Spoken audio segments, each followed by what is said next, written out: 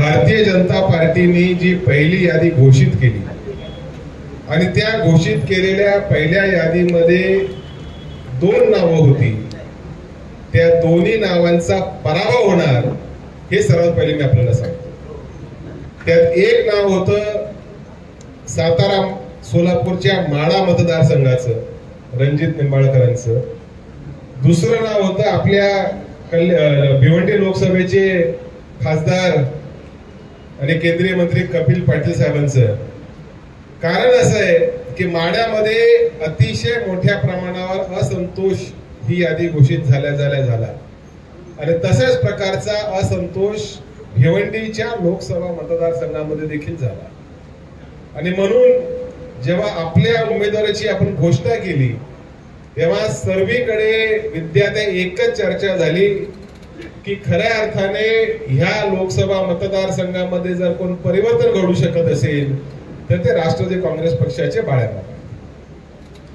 कार्यकर्त्यांच्या मनावर अजून एक प्रश्नचिन्ह निर्माण होतो की काँग्रेसच्या काही मंडळींनी अजून समर्थन दिलं नाही, काँग्रेसच्या काही मंडळींनी पत्रकार परिषद घेतली आणि नेमकं आपण याचं काय समजायचं।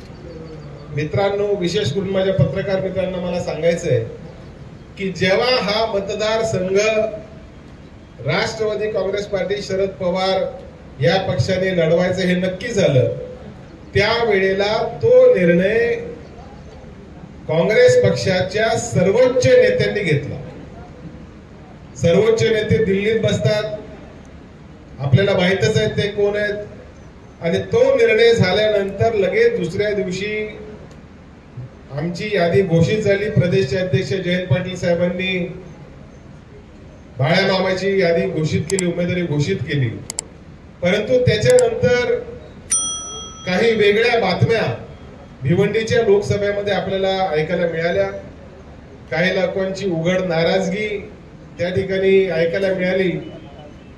वास्तविक एक कार्यकर्ता म्हणून मी त्यांच्या नाराजगीचा आदर ठेवतो, समजू शकतो की आपण स्वतः उमेदवारीसाठी इच्छुक होतात, परंतु ती उमेदवारी जर एखाद्या दुसऱ्या पक्षाला मित्र पक्षाला जात असेल तर त्या ठिकाणी तो निर्णय पक्षाच्या सर्वोच्च पातळीवर झाला आणि त्या ठिकाणी पक्षापेक्षा आपण मोठे नाही ही जाणीव मला वाटतं सर्वांनी ठेवण्याची आवश्यकता आहे।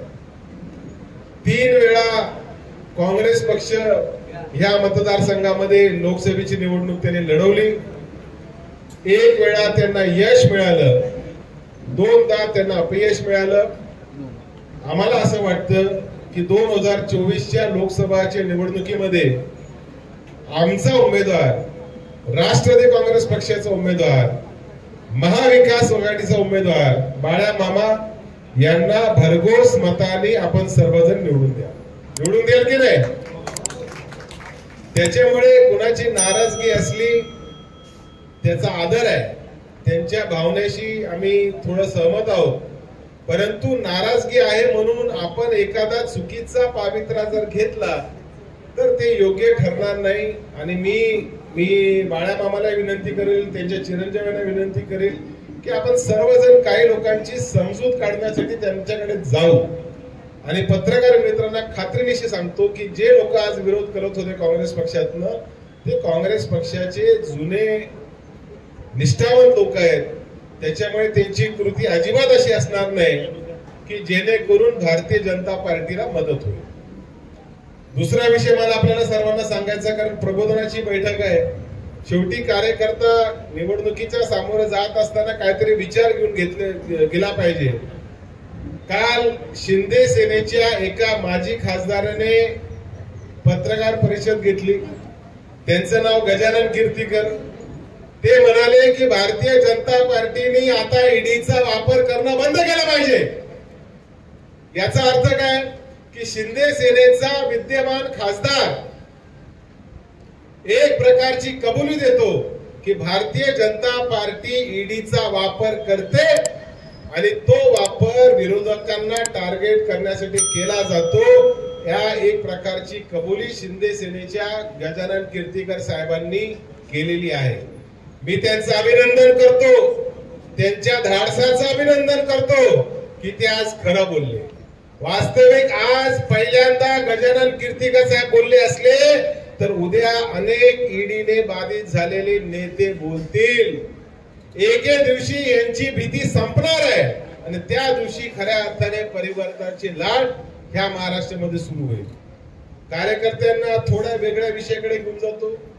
मध्यंतरी एक यादी घोषित झाली. ती यादी होती 25 विरोधी पक्षाच्या उच्चस्तरीय नेत्यांची. ह्या नेत्यांवर आरोप करून त्यांच्यावर चौकशी सुरू झाली. कुणावर इन्कम टॅक्सची चौकशी सुरू झाली, कुणावर सीबीआयची चौकशी सुरू झाली, कुणावर ईडीची चौकशी सुरू झाली. आणि जसं त्यांनी वॉशिंग पावडर निर्माचा वापर केला, या 25 पैकी राजापूरकरजी 23 लोकांची चौकशी थंड बस्त्यामध्ये गेली. 25 प्रमुख नेत्यांची चौकशी झाली. वॉशिंग पावडरचा वापर झाला. वॉशिंग पावडर कुठलं होतं हे आपल्याला माहिती आहे. आणि 23 लोकांची चौकशी पूर्णपणे बंद झाली. याचा अर्थ काय? याचा अर्थ की आपल्या लोकांना चुकीच्या आरोपांमध्ये गोवण्याचा प्रयत्न होता. ही लोक जेव्हा आमच्यामध्ये होती, म्हणजे आता उदाहरण जर सांगितलं तर अजित दादा असतील, प्रफुल्लभाई असतील, भुजबळ साहेब असतील, त्यांच्यावर जेव्हा भारतीय जनता पार्टी आरोप करत होतं तेव्हा त्यांची बाजू मांडायला टीव्ही चॅनलवर आव्हाड साहेब, मी आणि आमचे बाकीचे प्रवक्ते जात होतो. तेव्हाही आमची खात्री होती की यांच्यावर कुठल्या प्रकारचे केसेस नाही, खोट्या केसेस मध्ये यांना अडकवलं जात आहे. परंतु ते खोटं एवढं मोठं झालं की कदाचित आमच्यातले काही लोक त्याला बळी पडून भारतीय जनता पार्टीमध्ये सामील झाले. परवा प्रफुल्ल पटेल साहेबांनी स्टेटमेंट दिली की आम्ही भारतीय जनता पार्टीला समर्थन दिल्यानंतर जुलै महिन्यामध्ये पवार साहेबांना भेटलो. पवार साहेबांना विनंती केली की तुम्ही आजही आमचे नेते आहात आणि तुम्ही आम्हाला आशीर्वाद द्या. त्याच्यानंतर ते म्हणाले पवार साहेब 50% तयार झाले समर्थन द्यायला. मित्रांनो, ही बाब पूर्णपणे खोटी आहे. पवार साहेबांनी 100% विरोध भारतीय जनता पार्टीचा केला. भारतीय जनता पार्टीच्या सरकारला समर्थन देण्याचा कुठलाही प्रस्ताव पवार साहेबांनी मान्य केला नाही आणि तुमच्यासारख्या माझ्यासारख्या पवार साहेबांच्या निष्ठावान कार्यकर्त्यांनी देखील तो मान्य केला नाही. मित्रांनो, विषय खूप असतील, कारण येणाऱ्या काळामध्ये वेगवेगळ्या पद्धतीने गोष्टी रंगवून सांगण्याचा प्रयत्न केला जाईल. या सर्व कार्यकर्त्यांना एक गोष्ट मला विशेष करून सुनील भुसारा साहेब तुम्हाला सांगायची आहे की ह्या निवडणुकीमध्ये आर्टिफिशियल इंटेलिजन्स, कृत्रिम बुद्धिमत्ता याचा वापर देखील होण्याची फार मोठी शक्यता नाकारता येत नाही. निवडणूक आयोगाचे जे लोक आले असतील त्यांनी कृपया याची दखल घेण्याची आवश्यकता आहे. चेहरा सुनील भुसारांचा असेल, आवाज सुनील भुसारांचा असेल, परंतु वाक्य हे कम्प्युटरच्या माध्यमातून फॅब्रिकेट केलेलं असेल. चेहरा सुनील भुसारांचा, आवाज सुनील भुसारांचा, वाक्य भलतच निघतंय. अमुकाला मदत करण्यापेक्षा तमुकाला मदत करा अशा पद्धतीचं वाक्य केलं जाईल. हे वाक्य जर सुनील भुसाराच्या कृत्रिम अवताराचं असेल तर शरद पवारांचं पण केलं जाईल, उद्धव ठाकरे साहेबांचं पण केलं जाईल आणि महाविकास आघाडीच्या इतर नेत्यांचं पण केलं जाईल. ही मित्रांनो फार मोठी गंभीर बाब आहे.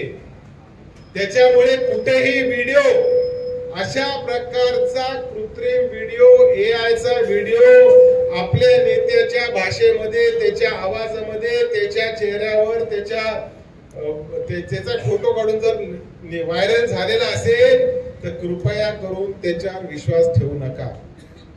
ज्यांना जायचं होतं ते आधीच गेले. त्याच्यामुळे जे राहिले हे खऱ्या अर्थाने शरद पवारांच्या विचाराचे मावळे आहेत. त्याच्यामुळे ह्याचा वापर केला जाणार आहे.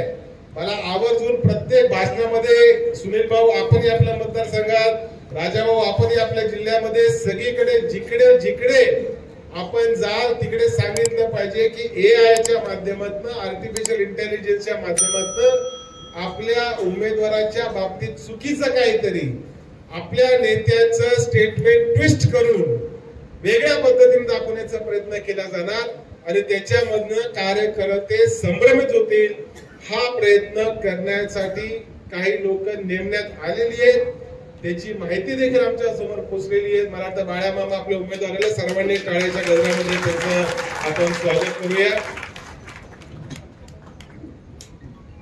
हे जर आपण केलं नाही तर उद्याच्या काळामध्ये सायबर टेक्नॉलॉजीचा दुरुपयोग करून राजकारणामध्ये तेढ निर्माण करण्याचं काम केलं जाईल आणि त्याची मोठी किंमत आपल्या सर्वांना मोजावी लागणार आहे.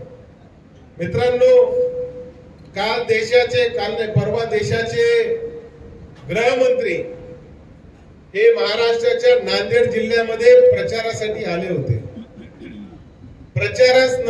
प्रचारादरम्यान त्यांनी काय म्हणावं की शरद पवारांनी महाराष्ट्रासाठी काय केलं.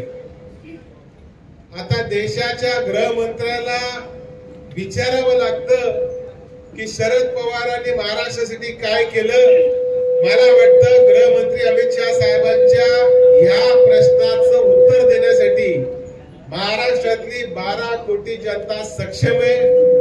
त्यांनी जर महाराष्ट्रातल्या कुठल्याही खेड्यापाड्यामध्ये जाऊन हा प्रश्न विचारला की पवार साहेबांनी महाराष्ट्रासाठी त्यांनी देशासाठी काय केलं तर छाती ठोकपणे सामान्य कार्यकर्ता मग तो आदिवासी समाजाचा नंदुरबारचा असेल किंवा गडचिरोलीचा असेल किंवा कोकणातला आमचा कार्यकर्ता असेल किंवा पश्चिम महाराष्ट्रातला असेल किंवा मराठवाड्यातला नागरिक असेल, तो सांगेल की महाराष्ट्र आणि देश पातळीवर महाराष्ट्राचं नावलौकिक कमवण्याच्या दृष्टिकोनातून खऱ्या अर्थाने रोजगार निर्मिती, शेतीमध्ये आधुनिक तंत्रज्ञान याचा विकास जर कोणी केला असेल तो शरदचंद्र पवारांनी केला.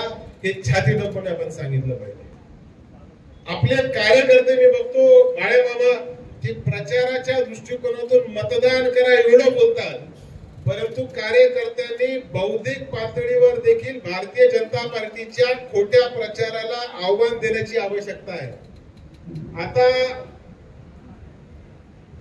आपली सर्वांची भाषणं ही गेल्या 20-25 वर्षापासून सारखीच झालेली आहे. 25 वर्ष झाले राष्ट्रवादीच्या स्थापनेला आणि त्याच्यामुळे तो काळ जुलै 2023 पर्यंतचा आपण पाहिलाय. 23 नंतर जे नवीन समीकरण तयार झाली, या नवीन समीकरणानंतर आता जर आपल्याला आपल्या विरोधकांना काउंटर करायचं असेल तर भविष्यातला महाराष्ट्र कसा असेल. कारण महाराष्ट्रातला सर्व उद्योग धंदा आता बाहेर जाऊ लागलेला आहे. काल तुमच्या मतदारसंघाच्या लघु उद्योजक व्यापाऱ्यांनी त्या सुपर करता येईल मला त्यांचं नाव, त्यांनी काल एक स्टेटमेंट काढली की राजकीय पक्ष अजेंडा काढतात, मॅनिफेस्टो काढतात, परंतु लोकांचा छोटा मोठा धंदा वाचवण्याच्या दृष्टिकोनातून काय करणार तुम्ही हे तुम्ही सांगण्याची आवश्यकता आहे. त्याच्यामुळे तुमचा जो मॅनिफेस्टो असेल, कारण तुमच्या मतदारसंघामध्ये मोठ्या प्रमाणामध्ये ट्रायबल देखील आहे, इंडस्ट्री देखील आहे आणि पाण्याची कमतरता देखील आहे. इकडचं पाणी मुंबईला जातं परंतु तालुक्याला पाणी मिळत नाही. अशी अनेक गोष्टी होत असताना आपला अजेंडा जरी दिल्लीच्या पातळीवरचा देश पातळीवर असला तरी स्थानिक पातळीवर तुम्ही लोकसभेमध्ये निवडून आल्यानंतर इथल्या लघु उद्योगांना जिवंत ठेवण्यासाठी, त्यांना रोजगार, लोकांना रोजगार मिळण्यासाठी आणि पाण्याची समस्या दूर करून शेतीसाठी आपण नेमकी कुठली भूमिका स्वीकारणार याच्यावर देखील मंथन होण्याची आवश्यकता आहे. कार्यकर्त्यांना भाषणाला जेव्हा आपण उभ्या करतो, नेत्यांना उभं करतो, तर साधारण रिपीट होणारे मुद्दे त्या ठिकाणी सांगितले जातात, परंतु आता ठळक मुद्द्यांवर बोलण्याची आवश्यकता आहे. विद्यार्थी किंवा महिला मंडळांनी महिलांच्या संदर्भात बोलल्यानंतर तीच गोष्ट महेश तपासीने बोलण्याची आवश्यकता नाही. शेतीच्या संदर्भामध्ये सुनील भुसारा बोलले असतील तर ती गोष्ट परत दुसऱ्या कोणी बोलण्याची आवश्यकता नाही. ओबीसी कल्याणाच्या संदर्भामध्ये राजराजा पोरकर बोलले बोलले असतील तर त्याची पुनरावृत्ती करण्याची दुसऱ्यांदा आवश्यकता करण्याची आवश्यकता नाही. म्हणून असं विषय देखील डिवाइड करून घेतले पाहिजे जेणेकरून समोरच्या लोकांना योग्य तो विषय मिळेल. आजची शिबिर फक्त राष्ट्रवादीच्या कार्यकर्त्यांची आहे. उद्याची शिबिर ही महाविकास आघाडीच्या कार्यकर्त्यांची असेल अशी अपेक्षा ठेवतो. मला पुढे नाशिकला जायचं म्हणून आयोजकांची परवानगी घेऊन